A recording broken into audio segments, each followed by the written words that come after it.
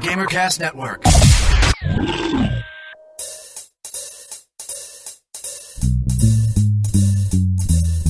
Hey.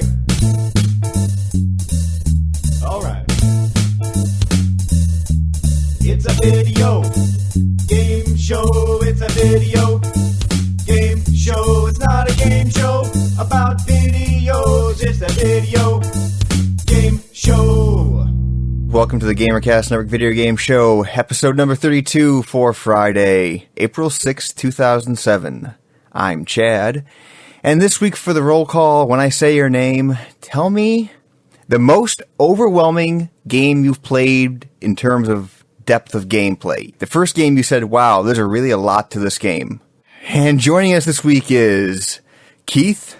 Final Fantasy III for the Super Nintendo. Ivan? I'd probably have to say Final Fantasy. First one came out, and all of a sudden you had 4 guys in a group. You had to pick classes. One of the first games, well, the first game that I ever bought that came with a fold-out map, and it wasn't just like 4 squares, it was like 20. Bob? I'm going to go with Warcraft 1. Because build orders got into play and like, oh god, I can't just make the stuff I want. Getting overwhelmed and there's all the strategy and everything else to it. And that was like my first real RTS experience. And I was like, oh my god, I just want to make the ogres. I just want an ogre. Joining us this evening are 2 very special guests from Microsoft. Microsoft's very own Xbox Community Manager, Chris Paladino. Hi, probably Mega Man for the NES. Because once you got more than 2 or 3 weapons, that was kind of, at the time, that was really different. So figuring out what weapon and all the little power-ups, and it was overwhelming for a 8-year-old or however old I was. And also joining us is Microsoft's PR manager for games for Windows, Michael Wolf. I would probably have to say, true to my PC roots, it would be Star Control 2. That was the first game that I got where you actually had to pull out a full-on star map.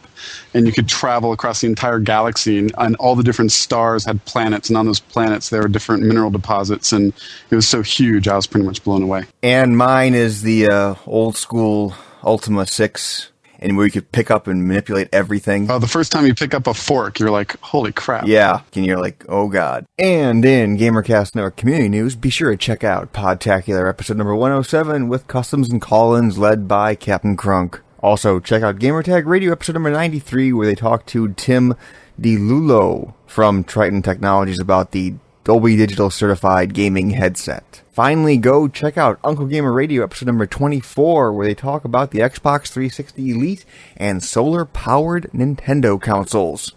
Also, a quick reminder about the Crackdown contest sponsored by our own MC Fragsalot. Go check out the Video Game Show homepage for all the details at videogameshow.org. Next topic. Let's talk a little games for Windows and a little live for Windows and all the PC good stuff. All right. Tom's not here. In his absence, may I take up the part of yelling? Because I could use some good yelling. Okay. Why are you stupid? Why are you such an idiot, Keith? All right, then.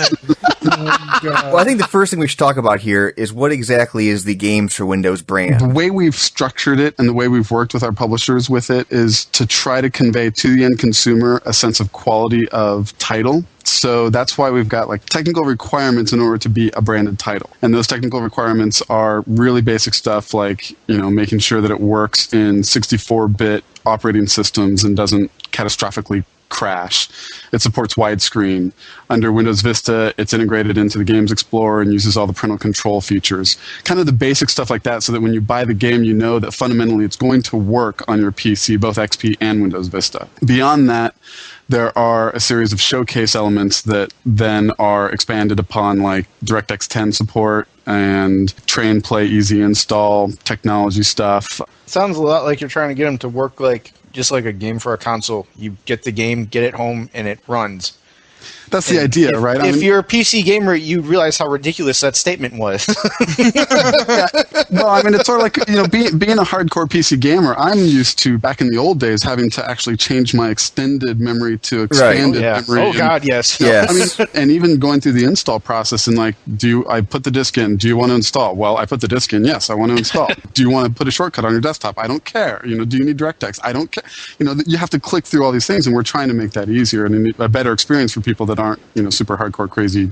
That always scared me. Like if I know I have DirectX 9B and I put in a game and it says, this game requires DirectX 8. Do you want to install it? I'm like, is it going to break if I say yes? Exactly. I mean, I think it's going to roll back to DirectX 8 and then everything else is going to be, Well, you never know. With some software, it might uninstall and then reinstall. It's a good thing that you're doing something like that. And that's exactly the idea, right? We just want to... We don't want to break your stuff. Next topic.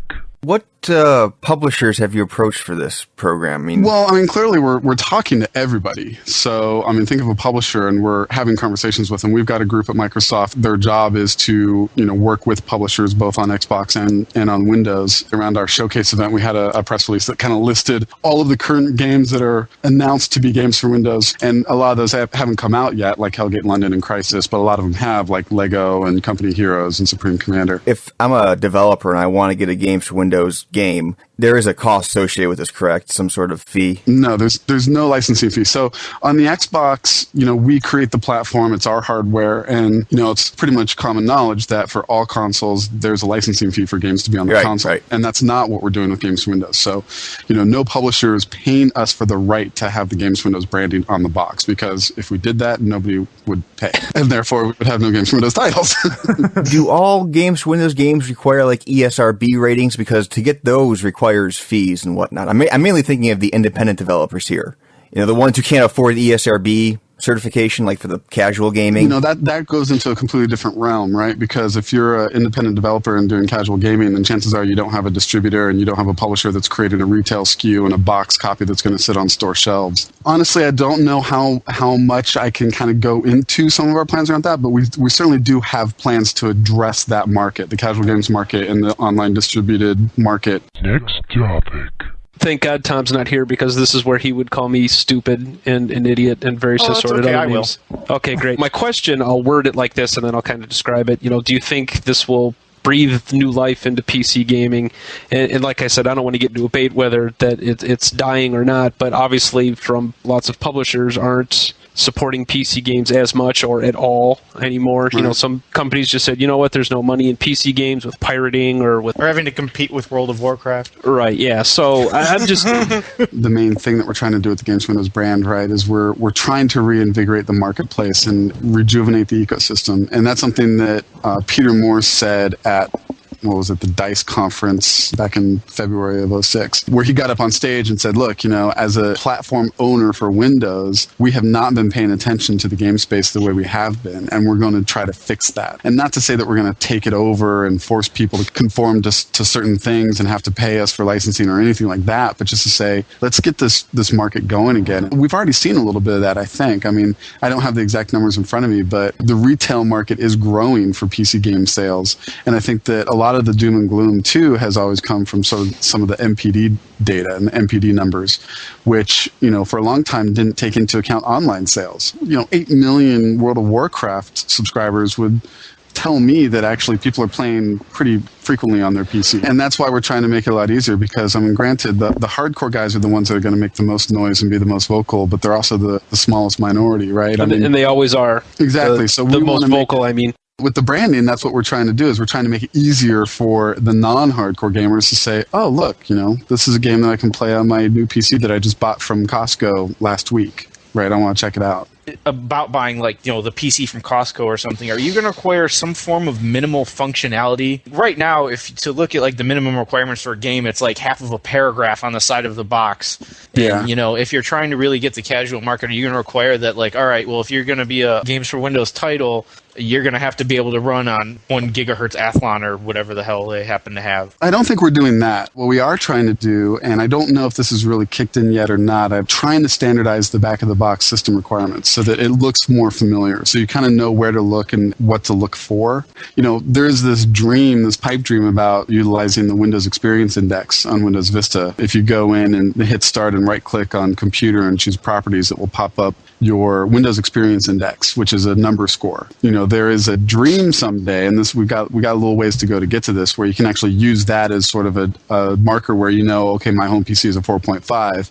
You can go in a store and say, this game requires a 3 or above. So I've got 4.5, I'm covered. I don't have to worry about what video card I have or what CPU I have. Next topic. having games on the start menu is kind of a big deal for Microsoft, especially in a Windows product. There's all sorts of stuff we've done in the Games Explorer. What we kind of call it is the media player for games, right? It's like if you feel like, I want to play a game, you just click on Start Games, and that's where all your games are. And it just looks like a folder. But then when you select that folder, then you'll see the little ribbon at the top of the screen. Things will change, and you'll see on the right-hand side links to the publisher and the developer, and the ESRB rating and the minimum suggested and the recommended. We're also trying to implement something called rich saves. So one thing you can try is like load up one of the inbox games like Minesweeper or Chess or something like that. Play a little bit, save the game, exit out. And then when you go back into it, you can actually go into a saved games folder, and you see screenshots of your save games. You can double click that save game. It's automatically going to load the game and then load your save. So you can very easily jump into a game. And there's not very many retail, like big games that support that right now, but those are the types of things that we're trying to move towards. Joe Close, who's the project lead for Halo 2 for Windows Vista, just did a blog on IGN talking about tray and play. And what that is with Halo 2, when you first get the game, you can pop the disc in your machine, and within 2 minutes, you're actually playing the game. And while you're playing the game, it's actually installing in the background. So there's no more of this waiting 45 minutes for the game to install.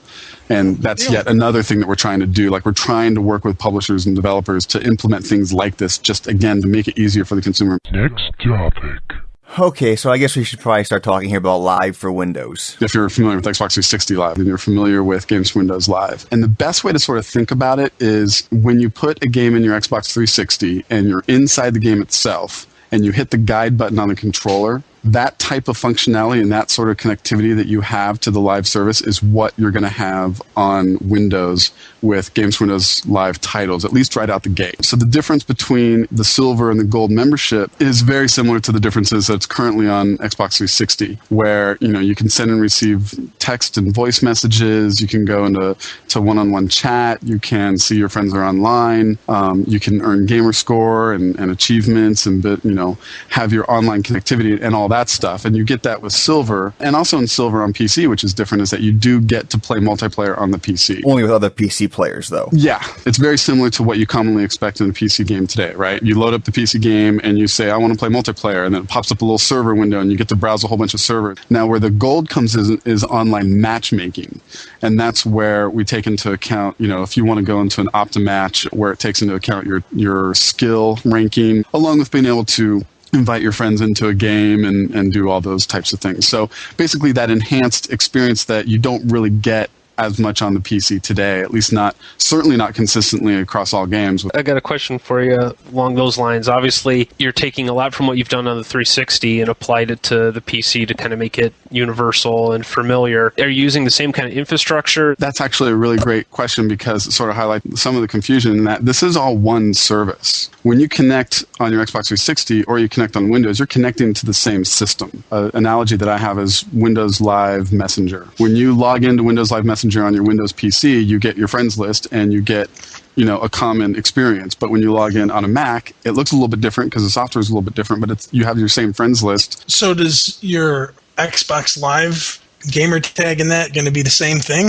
Exact same gamer tag. So when you have a gamer tag right now, it's associated with we used to call it Passport, but now it's your Live ID, right? So when you boot up, say, Shadowrun for the first time, and you say, okay, I want to connect to Xbox Live, it's going to say, great. What's your Live ID, login name, and password? You type that in, and I'm going to have my friends list, I'm going to have my achievements, I'll see my gamer score, it's all going to be the same. You've got an Xbox and a PC, you earn achievements on both, it's one total, right? It's one total. So if I've got, my pathetic, little over 3,500 gamer score right now on Xbox. You apparently haven't seen mine. well, compared to Chris, who teases me mercilessly about my gamer score, when I've got that on my Xbox, and when I load up Halo 2 on Windows, I'm still going to have that exact gamer score. But then when I start earning achievements in Halo 2, which right now you can't earn achievements in Halo 2 on Xbox because it's an Xbox One game, now you're going to be able to earn achievements in Halo 2, and that's going to contribute to my overall score. Something else to clarify is on Shadowrun, when you're on Xbox 360 or on Windows, they're the same achievements. If I go in and I'm completely making this achievement up because I don't know if it actually exists, but say I get 5 headshots in a row in Shadowrun on my Xbox 360, I will have already earned that achievement, so I can't get it again if I'm on Windows. Next topic.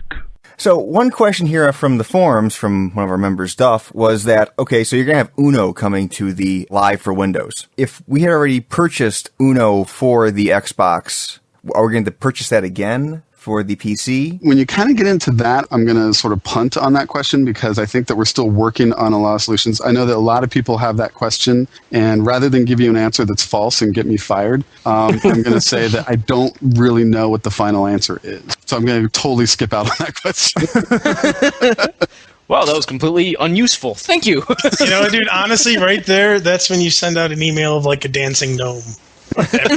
Just distract them. Look at the gnome. Look at the gnome. He is funny. Funny gnome. Actually, I imagine a lot is still up in the air now because Halo 2 is the first game. That's still a month. Yeah, Halo 2 launches on May 8th, and that's going to be the first game. There is a live beta out there that people have seen and have talked about. All that is just it's a test application. It'll officially launch with Halo 2 on May 8th. Now, another thing here is, from it sounds like this point forward, games for Windows and Live are probably going to be tied together a lot. If there's a game for Windows coming out, it's going to have achievements and all that kind of stuff. Would that be a right statement or maybe not? Well, I think, again, it sort of goes back to, we're taking, as I've heard our executives call it, a crawl, walk, run approach to this, right? So we're kind of in the crawl phase with Games for Windows Live, much like we were with Xbox Live on the first Xbox.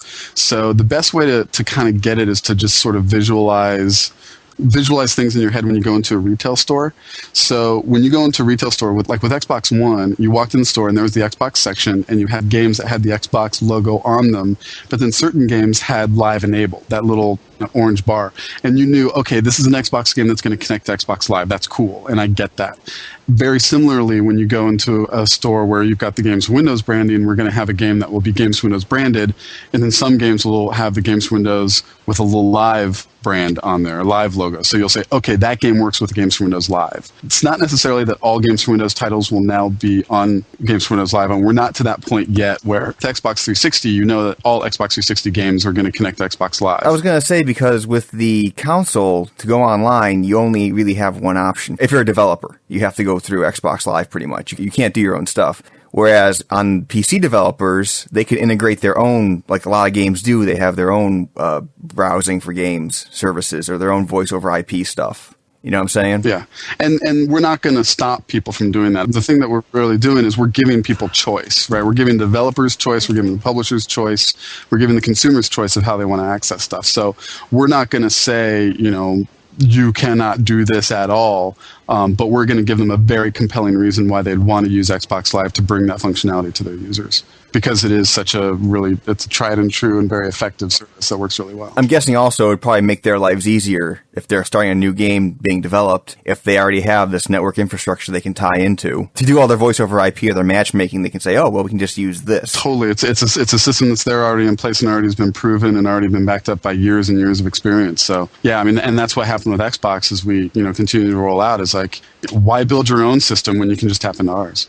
Next topic. Now, I guess here's the big rant from Tom. You've only announced basically 3 games, the Shadowrun, the Halo 2, and the Uno, the Live for Windows. And if I'm just looking at this Live, what would compel me as a PC-only gamer to go for the gold subscription level? I was going to say, that didn't sound like Tom. That was very... You ignorant piece of crap. There, is that better? We already have services like if I want to use server browsing, I can just fire up Crossfire. Idiot. I like the spirit of Tom there. Or if I want voice over IP, I can just use TeamSpeak or Ventrilo or something like that. Yeah, you absolutely could do that. You do make a good point in that we've announced these 3 titles, but that doesn't mean that we're going to come out with this thing and only have 3 titles and that's all you're ever going to be able to play. When, as a PC gamer, would it be a viable place for me to jump in and pay this money right now? Because when should I bother? Okay, yeah, basically, yeah. When should I bother? I'm trying to think of now. Go. Run free. To be fair, since I'm an Xbox 360 guy as well, and I should be getting this for free, right? Since I already have a gold membership on Xbox 360, I should be okay with Live for Windows. Yeah, you're gold on one, you're gold on both automatically. But if I'm just a PC-only guy... Well, I mean, so here's the thing. I mean, there are certain things that are gold-only features, which, like I mentioned, was the matchmaking. Yeah. And, multiplayer achievements. Now, is that going to be enough to compel somebody like Tom? Dude, to think play about what that? you're asking. He has the choice, right? He can do list play, and if he wants to communicate with you guys as friends with Ventrilo, then he can, and he has the option to do that. But at the same time, when we came out with with Xbox, on the original Xbox, I think the first game was Mechasol. And we heard the exact same thing. It's like, we've got one game, why would we bother paying $50 a year when I can play games multiplayer on the PC for free? You guys don't get it. You don't understand this market. Why would we want to do this? Right? But over time, it became compelling enough and there was enough reason to want to join that system and actually take full advantage of it. And so I think that, given that time, I'm not going to say that everybody's going to run out on day one when Halo 2 comes out just so they can play multiplayer Halo on PC. I think a lot of people will. I don't think that we're expecting people like Tom, who are so very clearly, bitterly opposed to having to pay for anything on the PC down the line. We certainly have plans for the future. I think that the thing is everybody's jumping to these conclusions without actually getting their hands on it. I would just encourage people, get their hands on the game. Wait until Halo 2 comes out, wait until Shadowrun comes out, experience it for yourself, and then make the decision whether it's something that you want to pay $50 a year for.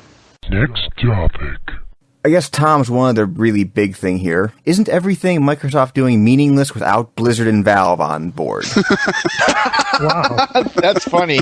They are the two biggest online people out there right now. Blizzard with World of Warcraft and Valve with Steam and Counter-Strike. This is coming from the guy who isn't even playing WoW. That's interesting to me. Yeah, I think I would say, would we like to have Blizzard and Valve on board with Games Window's branding initiative? Absolutely. Do we have anything to announce at this time? No. Are we talking to them? We're stupid not to, right? But I mean, we're having conversations, but I don't think they're the end-all, be-all, and they're going to determine the success or failure of this. I think that we're doing quite nicely thus far, and we just have a lot more to do and a lot further to go. Verily. Next topic. This week was the whole Guitar Hero dropping on the Xbox and stuff. Would anybody here like to talk about Guitar Hero? I'd like to talk about how I still don't have it. There is a misconception that just things magically appear in people's hands when they work for a gaming company. No. That's not what we're assuming. We had to pay for it, too. I mean, get out there and buy it. Are there any big changes? There's a huge change that it was so welcome to me when I finally discovered it that I did a little happy dance. In Guitar Hero 1, there was, 4 difficulty levels. And for each difficulty level, you had to rebuy everything. So you'd make it all the way through medium mode, and you bought all your guitars and your skins and your songs, and then you moved to hard mode, and you had to start all over. You had to buy it all again. In Guitar Hero 2, that changes. Every purchase you make is carried over for any level that you play on. Oh, which sweet. is awesome. So if you buy a song on medium mode, you can play it on expert mode if you want. There's a lot of cool achievements. As a huge Strong Bad fan, I love Trogdor's in there. Trogdor's on in the Metalocalypse song. Yeah, there's a song. And there's an achievement. If you beat both of those songs, you get like the Saturday morning cartoon achievement or something like that. The other big thing for me is, personally, I think the controller is a lot better than the PlayStation 1 version. To me, it seems easier to use. I had a really hard time. For those who haven't played, it might not make sense, but there's things called hammer-ons and pull-offs, which is essentially hitting 2 notes sequentially without having to strumming twice. I had a very hard time getting those to work for me on the PlayStation 2 version. On the Xbox 360 version, man, I'm hammering those things out, no pun intended, without any difficulty. Now, there had been some issues, I guess, with the guitar. Some of the whammy bars might be defective on some of the units. I haven't seen that problem. Your whammy bar's working okay? My bar works admirably. Excellent.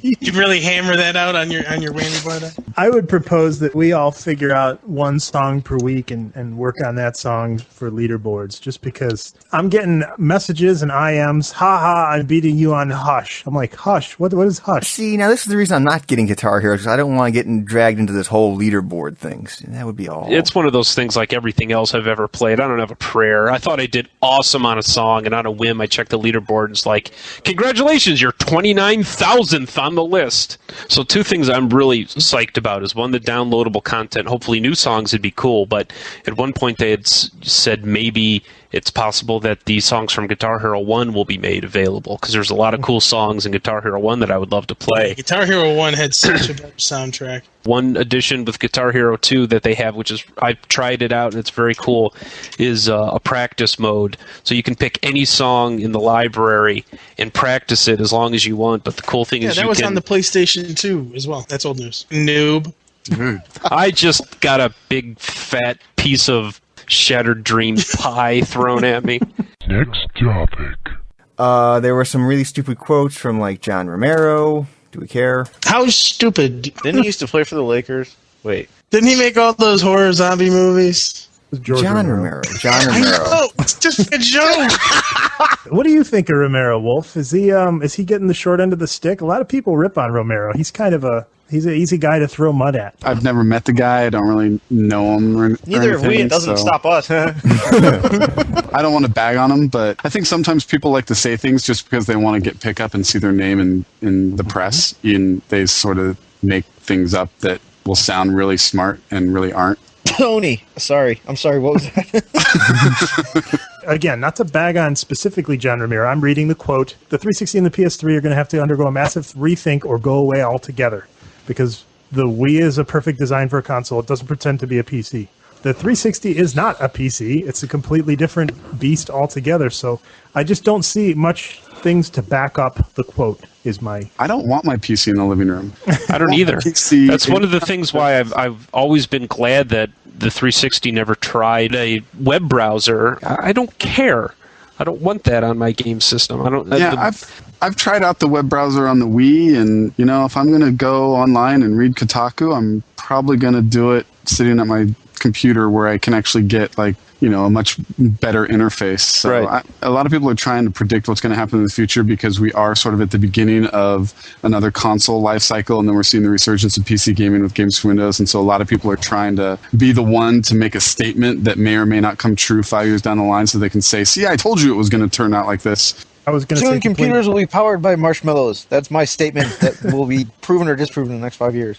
To play devil's advocate, the 360 doing 1080p or 1080i is a bigger screen than the Wii for web browsing. Just saying.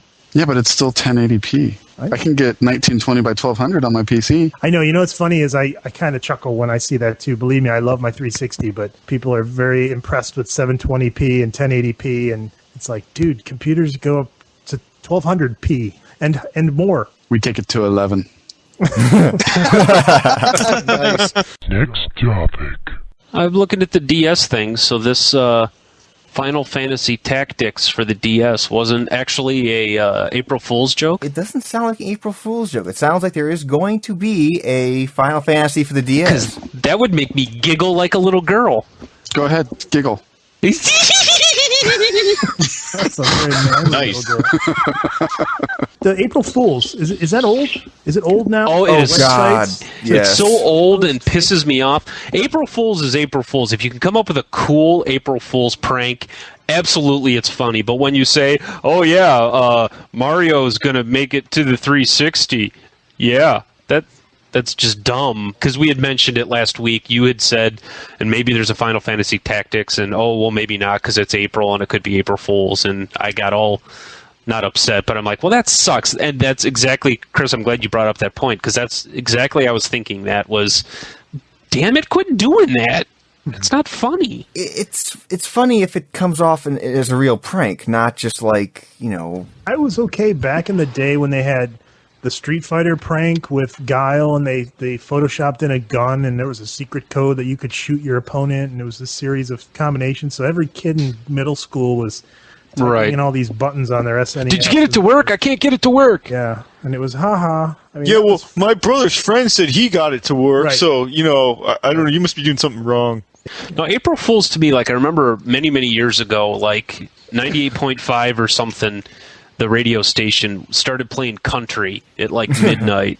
And they had all their hosts and everything were talking with like southern accents, and they were dead serious, didn't say we've changed formats or anything. And then, a few hours later they said it was an April Fool's prank. See, that's funny. That's not just making stuff up for the sake of saying I made an April Fool's prank. I wish I knew a way to make someone lose a thumb, because that would be funny. It wouldn't be a very good prank, but it would be funny. Next topic. Mailbag. With the subject heading Puzzle Quest, and the message itself is crack. Damn that game for not just letting me play through thoughtlessly without getting my ass kicked. It is hard to put down for sure. And that's from Tracy. Yes, it is crack. If you own a DS, you need to own Puzzle Quest. Absolutely. If you only own a PSP, you should probably own Puzzle Quest. And again, this is completely not my area to speak to, but from what I've read on some forums, the DS, the graphics are a little worse than the PSP, but the PSP has a bug with companions and using their abilities when you start a match. Yeah, but the DS has the 2 screens, and you can see more. And I like the touch screen of the DS. Yeah. Moving the gems around, I think that's a lot. I haven't played the PSP version, but I would imagine it's a little easier to use. Yeah, I've only played the PC version and the DS version of Puzzle Quest, but I can't see using the directional thing to move around quickly, especially in those timed matches when you're trying to level up your mounts. Right. And you have to do the timing. I can't see using the directional pad to do, like, if I have like 5 or 6 seconds per turn. It just wouldn't work well. But yes, Puzzle Quest is crack. I still have it on right now. I'd be playing it.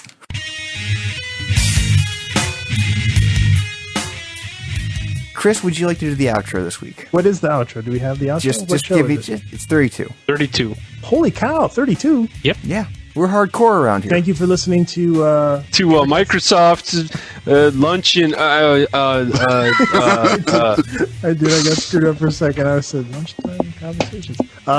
Yes. Ham sandwiches. The ham sandwich, yes. Ham sandwich to Michael Wolf for being on the show. Yeah. Exactly. Why, thank you. I was about to say, you pass so out filthy. ham sandwiches now or shattered dream pie. Send us your questions, comments, queries, or concerns to the mailbag at vgs@gamercastnetwork.com. Call us at 320-300-GAME. That is a standard long-distance call, and all normal fees apply.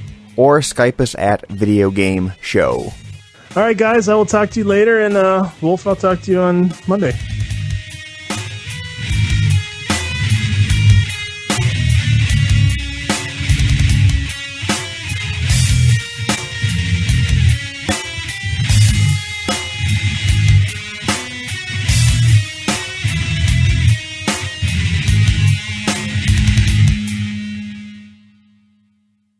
This is what I witnessed earlier today, is walking into PR manager Aaron Greenberg's office with our own Chris Paladino playing Guitar Hero 2 and actually having a conversation with somebody else, not looking at the TV while hitting all the notes exactly right on the song.